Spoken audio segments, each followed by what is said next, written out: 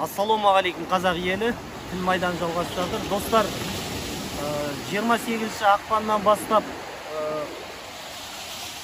Қазақстан үкіметі Ресей Федерациясының азаматтарына 10 жылға жеңіл режимде визасыз Қазақстанға кіріп 10 жыл жұмыс істеуге рұқсат береді екен. Бұл дегеніміз, біз қазір Путин армандаған СССР-ді, Совет одағын жаңғыртып жатыр. Енді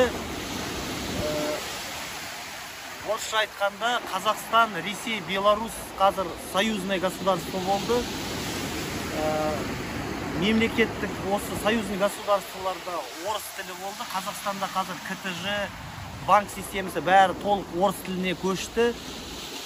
Және 28 ақпаннан бастап Ресей Федерациясының азаматтары 10 жыл тіркелмей визасыз Қазақстанда рұқсат алады. Бірақ байқадыңыздар ма? Мынау сатқын билік келгесін қандастарымызға, Қазақстанға келген қандастарымызға, оларға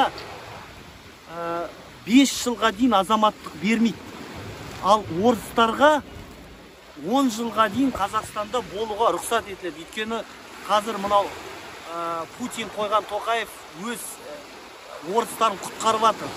Мына санкциядан қасу үшін мына мамандар Қазақстанға келіп компанияларды ашып, Европадан заттарды алып, бірақ Монғолия, Қытай, Ауғанстаннан келіп жатқан қазақтар енді дәлелдеу керек. Заң бойынша жаңа заң 1 қаңтардан бастап енгізді. Қазақ қандас қазақтарымыз дәлелдеу керек ұлты қазақ екен. Байқадыңыздар ма? Қазақтарға 5 жылға дейін азаматтық бермейді. Ал Ресей Федерацияның орыстарына 10 жыл в упрощенном порядке дейді ғой, жеңілдетілген түрде виза емес, мөр басылады, 10 жыл Қазақстанға келіп өз тірлігін жасайды. Енді қазақтар ойланыңдар, мына билікке келген ұлтшылсымақтар Абзал Құспан, Арман Шораев, Ринат Зайытов, кім тағы бар? Мұхтар Тайжан, олар осы тақырыпты көтере ме? Оларға қазірден бастап сұрақ қою керек, ертең депутат болғанда. Неге Ресей Федерацияның азаматтарына мынандай жеңілдік берілді? Не үшін? Мен таң қалам.